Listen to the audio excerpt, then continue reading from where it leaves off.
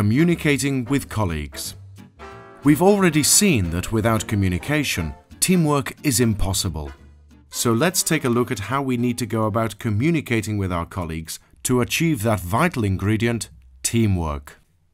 In order to communicate effectively with our colleagues, communication must be necessary, communication must be efficient, and communication must be respectful. Let's take a look at what is meant by necessary. Something is necessary if you need it, and unnecessary if you don't need it. For example, it is necessary to have money to pay for a chocolate at a shop, but it is unnecessary to show your ID and passport when handing the money over.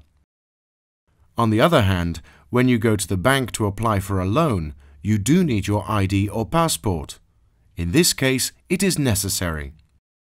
In the same way, when communicating with your colleagues, some things are necessary and need to be said, while others are unnecessary and can be left unsaid. For example, if you are running low on an ingredient, it is necessary to tell your colleague that this ingredient is running low and needs to be replaced soon. On the other hand, it is completely unnecessary to tell them about your weekend while you are working during a busy service. Only communicating when it is necessary allows you to not get distracted and focus your energy on the most important tasks which are going on around you. It also means that if guests want to communicate with you, you won't be busy talking unnecessarily with your colleague behind the bar. Let's look at communication being efficient. The word efficient is used to describe something that is very productive and wastes very little. A car is efficient if it can go very far with very little fuel. In other words, it makes a little bit go a long way and will make a lot go even further. This is what your communication needs to be like behind the bar with your colleagues. You need to convey as much information as possible by saying as little as possible. To illustrate, imagine it's a frantically busy service and you and your colleague John are very busy behind the bar. While you're making a beautiful cocktail, you realize you need the sugar syrup.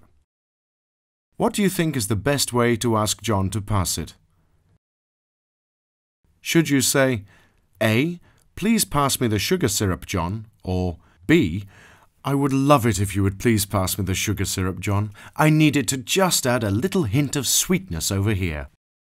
Let's see what happens when you choose B. Once the bartender has asked John for the sugar syrup, the two bartenders start to chat.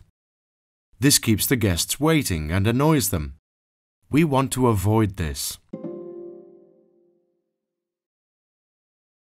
If you choose A, you are quick, John knows exactly what he needs to do, and your guests aren't kept waiting. Lastly, let's look at communication being respectful. In any work environment, respect is an absolutely crucial quality. And this is especially the case in a bar where things can get busy and people can be put under pressure. To respect somebody means that you admire and appreciate them because of who they are and what they are able to do. A good example is the way that a young boy respects his father. He admires him, wants to please him, and makes sure that his dad is proud of him. To respect your colleagues means that you treat them in a specific way. You appreciate them. You are kind and courteous to them. You are never rude or aggressive, and you treat them fairly and in a way that you would like to be treated. It is respect that allows people to get on in a working environment, because everybody is caring about one another and doing their best to ensure that they are able to do their job to the best of their ability. Well done on completing this lesson on communicating with your colleagues. By putting all you've learned into practice, you're sure to have a great working relationship with those around you.